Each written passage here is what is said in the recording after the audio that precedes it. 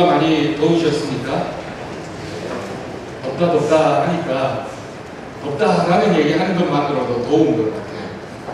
나가도 덥고 안에 들어가도 덥고 어떻게 더위를 피할 방법이 없어서 아마 고생을 많이 하셨으리라고 생각이 듭니다. 네, 새벽마다 기도하면서 혹시라도 우리 교회에 또 연로하신 분들이 많이 계시니까 더위 때문에 어려움 당하는 일이 없도록 열심히 기도했습니다. 다행히 그런 소식이 없는 걸로 봐서는 아마 더위를 잘 이겨내고 있지 않는가라는 그런 생각으로 하나님께 감사하게 됩니다. 어제 저녁에는 교회 마당에, 그럼 저녁에 한번 교회 마당에 한번 와보십시오. 되게 분위기가 색다르거든요.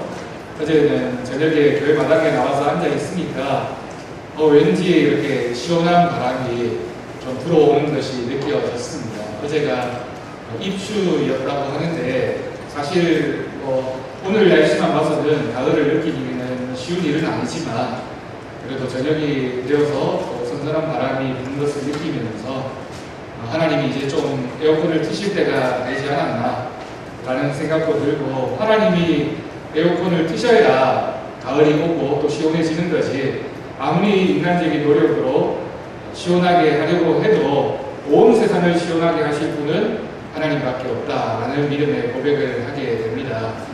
이러다가 또 추운 겨울이 오게 되면 따뜻해졌으면 이라고 생각하는 게 우리들의 마음이지 않습니까?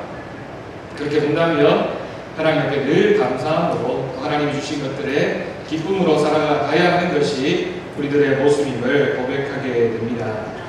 오늘 말씀에서는 제가 설교의 제목으로 정한 것처럼 눈물에 관한 얘기를 함께 하나님 말씀으로 은혜를 나누려고 합니다. 여러분, 눈물이 무엇입니까? 우리가 하품을 하다가 눈물을 흘리기도 하고 또 때로는 기침을 하다가도 눈물이 나기도 합니다. 눈에 먼지가 들어가서 나는 눈물도 있고요. 그런 면에서 본다면 눈물을 아무리 과학적으로 분석하고 그 눈물의 의미가 뭔가를 알아보려고 한들 결국에는 약간의 물과 또 섞여져 있는 그런 불순물에 지나지 않는 것이 눈물입니다. 그렇지만 여러분, 눈물이 과연 그런 의미밖에 없겠습니까? 오늘 본문 말씀을 보면 예수님께서 십자가를 지고 골고다를 올라가실 때 울면서 예수님을 기다리는 사람들이 있었습니다. 여러분, 특별히 여인들이 많이 있었습니다.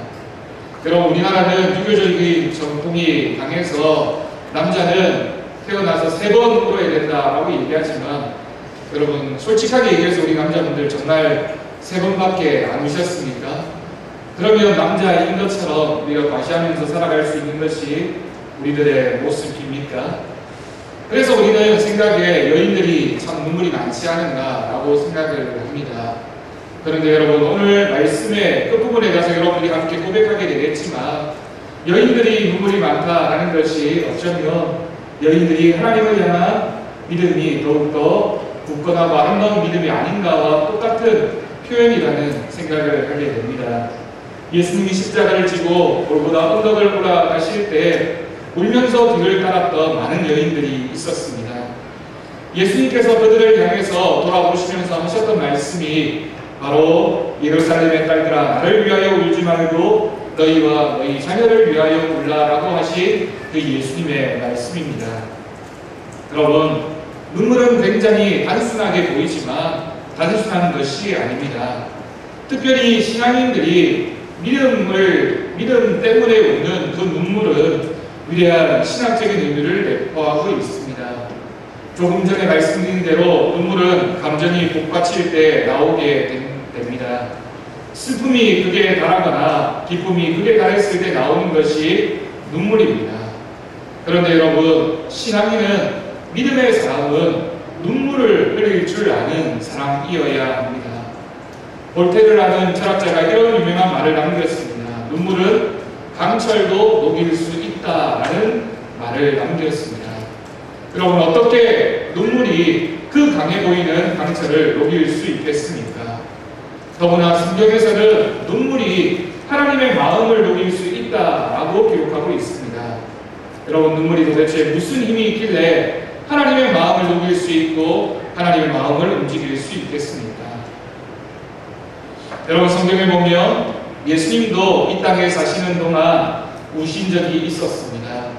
대표적으로 예수님이 우셨다라는 표현이 신약 성경에 세 군데가 있습니다. 첫 번째는 요한복음 11장 35절에 보면 예수님께서 나사로의 무덤에 이르러서 동정어리 눈물을 흘리시면서 예수님께서 눈물을 흘리셨다라고 하는 기록이 있습니다.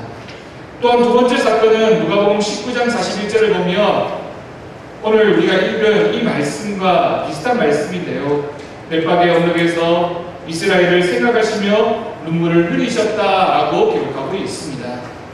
또한 마지막으로 히브리서 5장 7절 말씀을 보면 예수님께서 겟세마네 동산에서 대속에 눈물을 흘리셨다라고 기록하고 있습니다.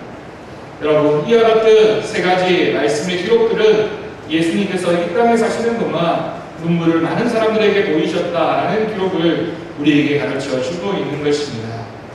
여러분, 그런데 성경에 기록되어진 예수님의 눈물, 또 믿음의 사람들이 흘리는 눈물은 단순히 감정에 복받쳐서 흘리는 눈물이 아니라 기도할 때 흐르는 눈물이었다라는 사실을 우리가 분명히 기억할 수 있기를 간절히 바랍니다. 여러분, 기도하면서 눈물을 흘려 보셨습니까? 우리가 믿음 생활을 하면서 여러 가지 눈물을 흘리는 상황이 많이 있지만 기도할 때 흘리는 눈물이야말로 정말 중요하고 믿음의 기도이며 믿음의 눈물이라고 할 수 있습니다. 특별히 기도하면서 흘리는 눈물은 아주 좋은 결과를 가져오게 됩니다. 여러분, 오늘 말씀을 통해서 여러분들에게 권면하는 한 가지 권면은 우리 사랑하는 성도 여러분, 하나님 앞에 눈물로 기도하는 모습이 있어야 된다는 것입니다. 여러분, 정말 기도하면서 울 줄 아는 그 성도야말로 하나님이 기뻐하시는 성도라는 사실 우리가 분명히 오늘 말씀을 통해서 함께 고백할 수 있기를 바랍니다. 여러분, 그렇다면 성도가 흘리는, 기도할 때 흘리는 이 눈물은 어떤 역사를 일으키게 되겠습니까? 먼저 우리가 기억해야 될 눈물의 역사는 바로 죄 사함을 받는 것입니다. 여러분, 꼭 기억하십시오. 우리가 기도할 때 하나님 앞에 흘리는 그 눈물을 통해서 하나님이 우리의 죄를 사해 주십니다. 누가복음 7장을 보면 옥합을 깨뜨린 여인이 기록되어 있습니다. 예수님께서 한 바리새인의 집에서 잡수실 때의 일이었습니다. 그런데 이때에 이 누가복음 말씀을 보면 이 여인을 소개하기를 그 동네에 죄 많은 여인이 있었다라고 기록하고 있습니다. 그래서 이 죄 많은 여자 한 사람이 예수님을 찾아왔습니다. 그런데 이 여인이 예수님께 아무런 말도 하지 못한 채 뒤에 서서 눈물을 흘리면서 눈물로 주님의 발을 적시고 머리털을 씻었습니다. 또한 이 여인이 옥탑을 깨뜨려서 주님의 그 발에 향유를 부으면서 최선을 다해서 주님을 대접하셨습니다. 그랬을 때에 주님께서는 이 여인의 지극한 정성과 그의 눈물을 보시고 누가복음 7장 48절 말씀에서 여자에게 말씀하시기를 너의 죄의 사함을 받았다라고 예수님이 이 여인에게 선포하셨습니다. 여러분, 이 여인이 한 일이라고는 예수님의 발 앞에 엎드려서 눈물을 흘리면서 그 눈물을 통해서 그 예수님 앞에 자신의 죄의 모습을 고백하고 주님을 사랑한다라고 고백한 눈물의 기도뿐이었습니다. 그렇지만 이 회개의 눈물이 있었기 때문에 예수님께서는 이 여인을 향해서 그 죄사함의 고백을 주셨습니다. 여러분, 스펄전이라는 목사님이 마른 눈으로 천국에 들어갈 수 없다라고 말했습니다. 여러분, 왜 마른 눈으로는 천국에 들어갈 수 없습니까? 진정한 회개의 모습, 눈물을 흘리면서 자신의 죄를 고백하는 그 애통해하는 마음이 없이는 하나님을 향한 우리의 믿음도 하나님이 주시는 천국도 우리에게 보장되어지지 않는다라는 사실입니다. 여러분, 매주일마다 우리가 주일 예배를 시작하면서 주님 앞에 고백의 기도를 드립니다. 여러분, 고백의 기도를 드리면서 그 짧은 순간에 여러분들 어떤 생각과 어떤 기도로 하나님 앞에 예배로 나아가고 있습니까? 우리가 하나님 앞에 예배하기에 앞서서 가장 첫 시간에 고백의 기도를 드리는 이유는 우리가 하나님 앞에 한 주간의 삶을 돌아보며 주님 앞에 진정한 죄의 고백이 없이는 하나님을 만날 수 없기 때문입니다.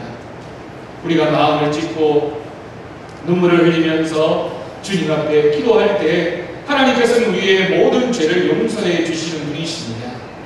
다윗 왕이 밧세바를 불법으로 취한 적이 있었습니다. 어떤 의미에서 본다면 당시의 왕으로서는 능히 할 수 있는 일입니다. 자신이 좋아하는 여인 하나 더 취한다고 해서 왕으로서의 권위가 무너질 수 있겠습니까? 그렇지만 나단이라는 선지자가 와서 다윗 왕을 질책했을 때 그는 즉시 회개했습니다. 회개했을 뿐만 아니라 통회하며 자복했습니다. 시편 6편 6절 말씀을 보면 그 다윗 왕의 마음이, 이 간절한 마음이 담겨져 있습니다. 내가 탄식함으로 피곤하여 밤마다 눈물로 내 침상을 띄우며 내 영을 적시고 있다라고 하나님 앞에 기도하고 있습니다. 다윗이 자신의 죄를 고백하면서 그저 입술로만 고백하고 있는 것이 아니라 탄식함으로 기도하고 있으며 피곤하여 밤마다 눈물로 침상을 적실 정도로 하나님 앞에 기도하고 죄의 고백을 하고 있다는 사실입니다. 여러분, 우리가 신앙생활을 하면서 내 자신을 돌아볼 때 하나님 앞에 진정한 눈물의 회개가 있는 성도야말로 진정한 용서받은 성도의 모습임을 우리가 함께 고백할 수 있기를 간절히 바랍니다. 찬송가 177장을 보면 성령이여 강림하사 나를 감화하시고 애통하며 회개할 마음 충만하게 하소서라는 찬송가의 가사가 있습니다. 여러분, 우리가 회개하며 눈물을 흘릴 수 있는 까닭은 성령님께서 내 마음속에 찾아오셔서 내 마음속에 감동함을 주실 때 우리가 진정한 회개의 눈물을 통하여 하나님 앞으로 나아갈 수 있다는 사실입니다. 우리가 애통하며 회개할 때 주님은 성령을 우리에게 선물로 주시고 회개의 눈물이 있는 그 사람을 하나님은 멸면하지 않으시고 그 눈물을 받으시고 우리의 모든 죄를 사해 주시는 분이시다라는 그 믿음의 고백으로 하나님 앞에 나아갈 때마다 눈물을 흘리며 기도하는 우리 사랑하는 성도들이 될 수 있기를 간절히 바랍니다. 두 번째로 눈물의 역사는 치유의 역사를 일으키게 됩니다. 우리가 조금 전에 읽었던 두 번째 말씀인 열왕기하 20장 1절에서 7절까지의 말씀을 보면 히스기야 왕이 큰 병에 걸렸습니다.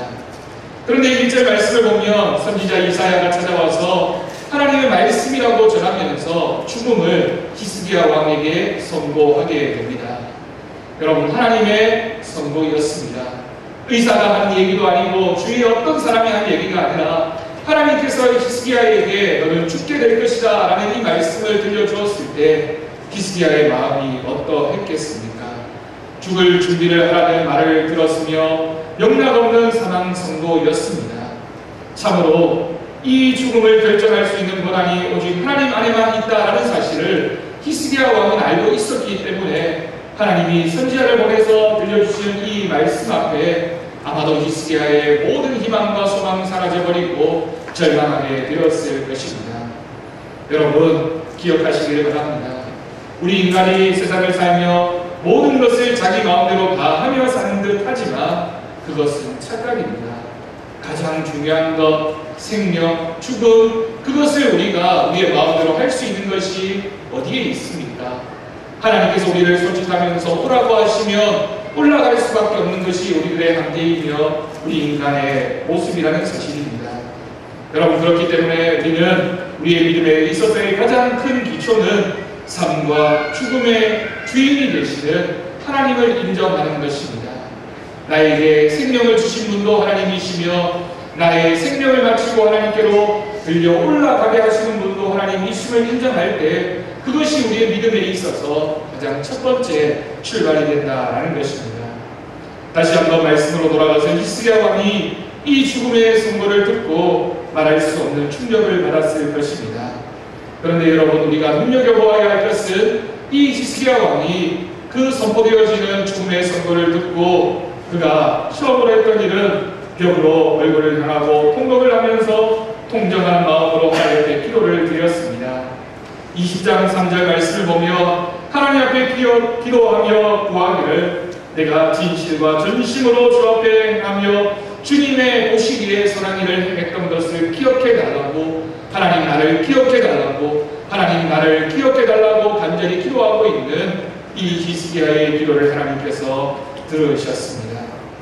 여러분, 진정으로 히스기야는 하나님을 경외할 줄 알았을 뿐만 아니라 내 삶과 죽음을 주관하시는 분은 하나님이시다라는 믿음의 고백이 있었기 때문에 죽음의 선고 앞에서 그가 제일 먼저 했던 일은 하나님께 도움을 구하는 일이었습니다.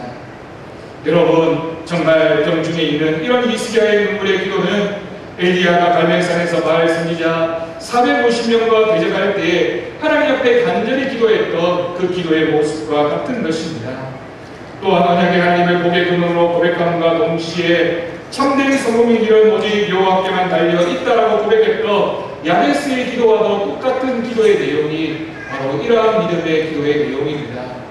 내가 죽음을 마주하고 있지만 내 삶도 주님의 것이며 죽음도 주님의 것이며 내 삶의 성공도 주님의 것이며 내 삶의 실패도 주님의 것이기 때문에 모든 것이 주님의 손안에 있으므로 나는 주님만 바라보며 주님만 의지하겠노라고 고백하고 있는 이 히스기야 왕의 기도야말로 정말 놀라운 믿음의 고백이며 우리가 바라보아야 할 기도의 모습이라는 사실입니다. 여러분, 우리가 살아가면서 우리에게 문제가 있을 수 있습니다. 닥쳐온 고난 때문에 고민하고 어려울 때가 있습니다. 특별히 건강의 문제로 인해서 또한 우리가 절망적인 상황 가운데 있을 때 그때의 눈물의 기도가 필요한 것입니다. 우리가 함께 흘리는 눈물의 기도에 하나님께서는 분명히 응답해 주실 것입니다. 히스기야 왕의 통곡하는 기도를 듣고 나서 하나님께서는 즉시 이사야를 되돌려 보내어서 6절 말씀을 보면 그가 15년 동안이나 수명이 연장되어지는 하나님의 놀라운 은혜를 경험할 수 있었습니다. 그뿐만이 아니라 예루살렘 성을 아수르 왕으로부터 구원하고 보호하시겠다라는 약속까지 함께 하셨습니다. 히스기야 왕이 눈물을 흘리면서 하나님 앞에 모든 전심을 다하여 기도했을 때 자신의 생명만 연장받은 것이 아니라 그 나라와 그 민족을 구하는 하나님의 손길을 그가 함께 고백할 수 있었던 것입니다. 여러분, 오래전에 우리나라가 일제치하에서 35년 동안이나 큰 핍박과 어려움과 죽음의 공포에 시달렸던 적이 있었습니다. 그때 한국교회 성도들이 했던 일이 무엇이 있었겠습니까? 물론 무장 독립운동을 하고 때로는 열정을 다해서 그 모든 독립활동을 했지만 우리 믿는 그리스도인들이 했던 일들 중에 가장 중요한 것은 그들이 하나님 앞에 눈물을 흘리며 기도했다라는 사실입니다. 때로는 아무런 능력이 없어 보이는 일이었고 기도하는 것이 무슨 능력이 나타날까, 무슨 희망이 있을까라고 생각되어졌지만 그들이 하나님을 잊지 않고 온 마음을 다해서 하나님 앞에 기도했을 때 하나님께서 그 기도의 눈물의 기도를 들으시고 이 나라의 광복의 기쁨을 허락하여 주셨습니다.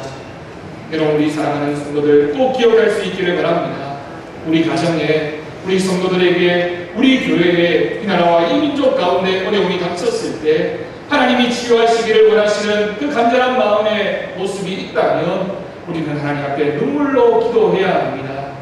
눈물로 기도하는 성도들의 기도를 하나님은 결코 외면하지 않으십니다.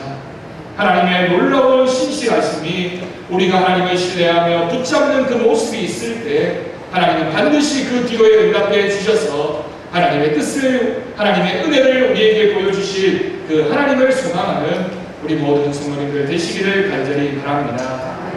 세 번째로 눈물의 역사는 교회를 부흥하게 합니다. 우리가 새벽기도 때 지금 에베소서를 읽어 나가고 있는데 에베소 교회는 바울이 2차 전도 여행을 할 때 전도했던 교회였습니다. 사도행전 18장 19절을 보면 에베소 교회를 향한 사도 바울의 얼마나 수고의 모습들이 나와 있는지 모릅니다. 그래서 에베소 교회를 전도했고 19장 6절과 7절 말씀을 보면 3차 전도 여행 때에도 이 에베소 교회를 들러서 그 교회의 성도들에게 안수하고 성령을 받았던 교회가 바로 이 에베소 교회였습니다. 20장 31절 말씀을 보면 거짓 사도들을 몰아낸 인내와 소망의 교회였으며 문화와 산업과 교통의 중심지로서 미신이 성행했던 교회임에도 불구하고 그 에베소 교회는 하나님 앞에서 부흥한 교회였습니다. 그런데 그 부흥된 이유가 사도행전 20장 31절에 기록되어져 있습니다. 우리가 이 말씀을 함께 하나님 앞에 우리 교회에 주신 말씀으로 고백하면서 함께 봉독하도록 하겠습니다. 그러므로 여러분이 일깨어 내가 3년이나 밤낮 쉬지 않고 눈물로 각 사람을 훈계하던 것을 기억하라. 아멘. 에베소 교회가 부흥된 이유는 3년 동안이나 그 교회를 향하여 눈물을 흘리면서 기도했던 이 바울을 비롯한 많은 성도들의 눈물의 기도가 있었기 때문에 에베소 교회가 부흥했다라는 사실입니다. 에베소 교회는 바울의 눈물로 큰 교회입니다. 여러분, 교회가 부흥할 수 있는 유일한 한 가지 걸음이 있다면 그것은 바로 성도가 교회를 위하여 흘리는 눈물입니다. 여러분, 곡식을 자라나게 하는데도 땅도 필요하고 비도 필요하지만 걸음이 필요한 것처럼 교회가 하나님 뜻을 이루어가는 데에는, 교회가 하나님 말씀 위에 든든하게 서가는 데에는 성도들의 눈물의 기도라는 걸음이 반드시 필요하다라는 사실을 우리가 기억할 수 있기를 바랍니다.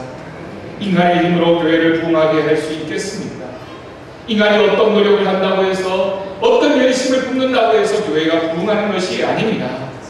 하나님의 능력이 교회 안에 개입되어 역사하게 하려면 그 하나님의 능력이 교회 안에 머물게 해야 하는데, 그 하나님의 능력이 교회 안에 머물게 할 수 있는 유일한 방법은 성도들이 하나님 앞에 나와 기도하는 것입니다. 마치 기름 안 친 기계가 삐그덕 소리를 내듯이 눈물이 없는 교회는 잡음이 많을 수밖에 없으며 다툼이 많을 수밖에 없습니다. 교회가 하나님 뜻 가운데 아름다운 모습으로 정말 조용하게 하나님의 뜻을 향해서 걸어가고 성장해 가려면 성도들이 교회를 위하여 눈물로 흘리는 기도가 있을 때 그 눈물의 기도가 교회를 부흥케 한다라는 그 사실을 우리 모두가 함께 기억할 수 있기를 간절히 바랍니다. 기도의 눈물은 교회가 성장하는 데 밑거름이 됩니다. 성도가 교회에 나와 하나님 앞에 눈물을 얼마만큼 흘리느냐가 이 교회가 하나님 뜻 가운데 얼마나 성장해가고 부흥하게 하는 데 결정적인 역할을 하게 된다는 사실입니다. 사랑하는 성도 여러분, 이 자리에 앉아있는 우리 모두는 우리 교회가, 아니 하나님의 교회가 부흥되기를 원하고 있는 사랑하는 성도들입니다. 여러분, 그렇다면 우리는 이 교회를 위해서 눈물을 흘려야 합니다. 우리가 사랑하는 주님의 몸된 교회를 위하여 기도하고 눈물을 흘릴 때 우리 교회는 반드시 부흥하게 될 줄로 믿습니다. 우리가 기도하지 않는데, 하나님의 교회를 위하여 눈물을 흘리지 않는데 하나님의 교회가 어떻게 부흥하고 성장해 갈 수 있겠습니까? 하나님은 그 눈물의 기도를 기다리고 계시며 하나님 앞에 나와 기도하는 그 성도들의 눈물의 걸음을 필요로 하고 계시는 분이심을 우리가 함께 고백할 수 있기를 간절히 바랍니다. 어느 교회에서 그 교회가 이제 수련회를 마련하기로 하고 작정을 하고 모든 교인들이 힘을 합해서 수련원을 위한 헌금을 하고 기도를 하며 드디어 좋은 곳의 땅을 매입하게 되었다고 합니다. 그런데 그 땅에는 이미 창고를 개조한, 보수하고 개조한 건물이 있었기 때문에 몇 년 전부터 여러 교회들이 또 여러 단체에서 수련회를 하기로 했던 장소였기 때문에 아마도 우리가 이 땅을 구입하게 되면 그 땅을 이용해서 수련회도 하게 할 수 있고 성도들이 함께 가서 기도할 수 있는 공간이 되지 않을까 하는 큰 희망을 가지고 일을 추진해 갔습니다. 그런데 그런 계획이 있었지만 그 일이 잘못되어서 그 땅에는 건물을 짓지 못하는 상황이 되어버렸습니다. 이미 계약도 다 마쳤고 돈도 다 지출된 상태였기 때문에, 그리고 많은 성도들이 함께 소원하고 기도했던 제목이기 때문에 결국 그 일이 동망허비하고 아무런 결과도 얻어지지 못한다라는 사실을 알게 되었을 때 많은 성도들이 실망하게 되었습니다. 더구나 그때가 6월 말이었기 때문에 거기서 각 교회 기관들이 여름 수련회를 하기로 했던 그 계획마저도 포기하게 될 지경에 이르게 되었습니다. 어떤 의미에서 본다면 그 땅을 두고 사기를 당한 것입니다. 그러던 차에 안 좋은 일이 생겨나기를 담임 목사님이 덜컹 교통사고를 당하셔서 위독해지는 사고가 그 교회에 일어나게 되었습니다. 여러분 생각해 보십시오. 그 교회의 형편이 어떻게 되었겠습니까? 온 성도들이 기도하면서 준비했던 온 재정을 투입한 땅을 구입하는 일이었고, 그곳에 가서 여름 수련회도 하고 우리 교회가 이제 수련회를 마련하고 나면 큰 놀라운 좋은 일이 있을 것이라는 기대하는 마음으로 준비했는데 그 땅에 사기를 맞았으니 얼마나 큰 시험이 그 교회에 다가왔겠습니까? 설상가상으로 목사님이 교통사고를 당하고 어려움을 겪게 되자 성도들의 마음에 근심과 걱정이 가득하게 되고, 도대체 하나님께서 왜 이런 어려움을 우리 교회에 주셨나 하는 실망하는 마음이 그 교회에 가득하게 되었습니다. 어떤 교인들은 수군거리기 시작합니다. 누가 잘못해서 그렇다고. 어떤 교인은 이제 우리 교회는 희망이 없다라고 말합니다. 눈치 빠른 교인들은 하나둘씩 떠나가는 사람들이 생겨나게 됩니다. 도무지 그 상황에서는 이겨낼 수 없는 상황이 되어버리고 말았습니다. 그런데 그때의 남은 교인들은 그 어려운 상황 가운데 하나님 앞에 기도하기 위해서 새벽 기도에 모였습니다.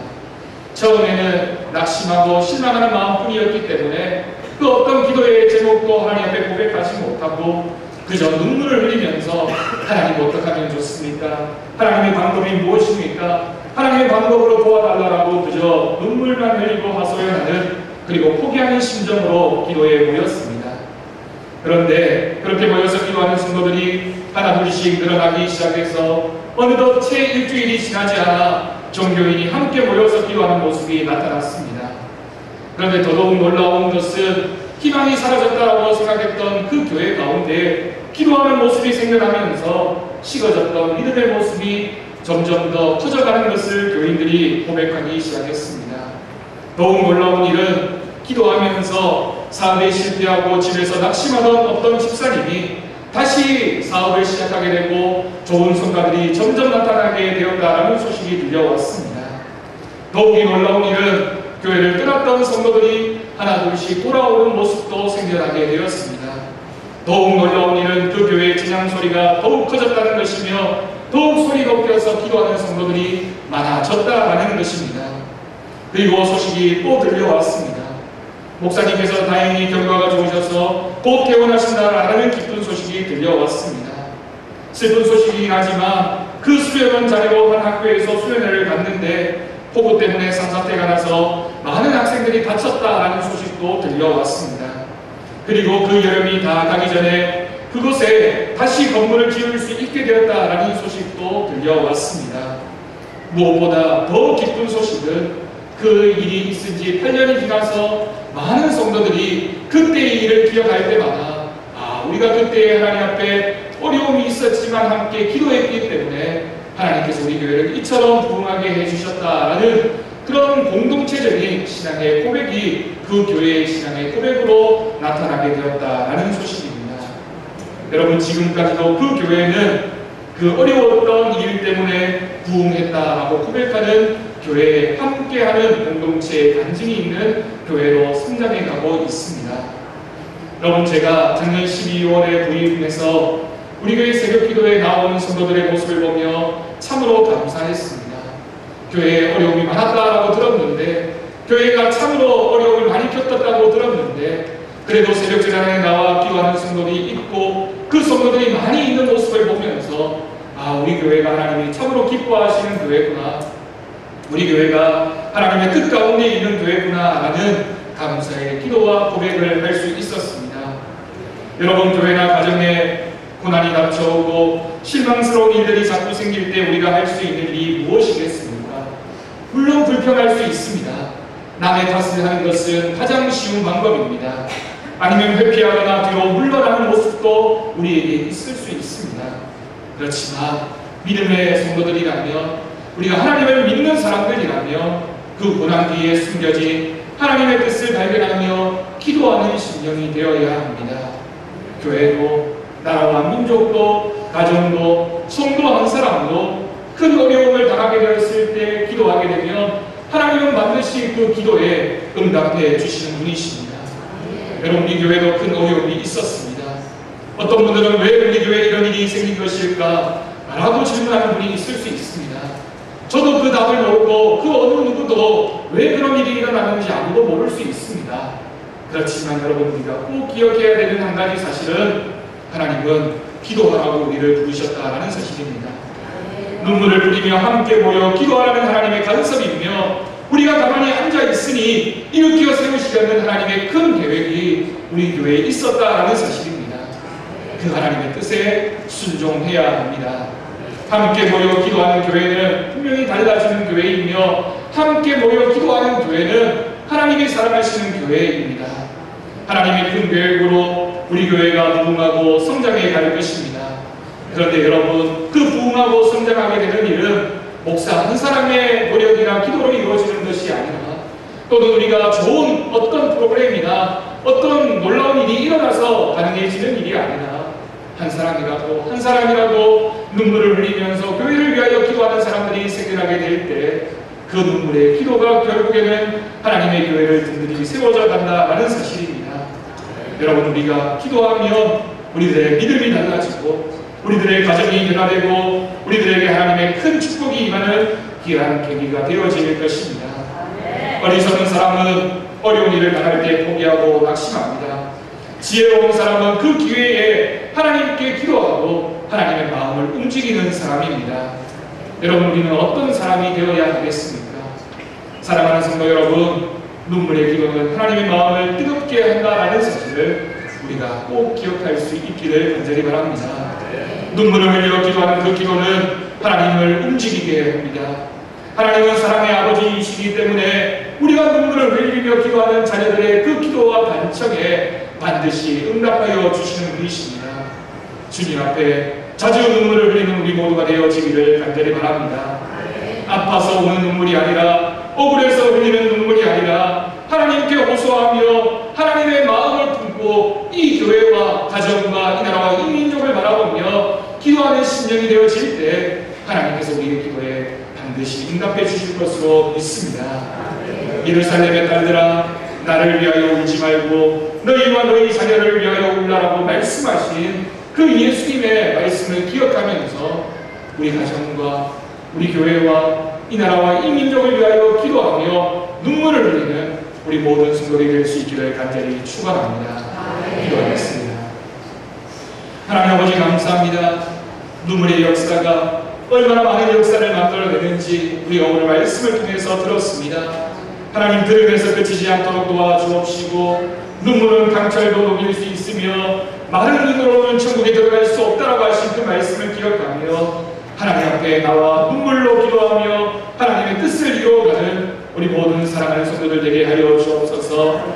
하나님, 우리 가정을 위하여, 우리 개인의 기도의 제목을 위하여, 우리 교회를 위하여, 이 나라와 이 민족을 위하여 우리가 눈물을 흘려 기도할 때 그 기도가 모든 것을 변화시키고 바꾸게 될 줄로 믿습니다. 기도의 자리를 잊지 않고 기도하는 성도들이 되게 하시며 기도함으로써 하나님의 뜻을 이루어가는 우리 모든 성도들에게, 우리 모든 교회에 속한 가정들에게 주님 도와주옵소서. 감사드리고 예수님의 이름으로 기도드립니다. 아멘.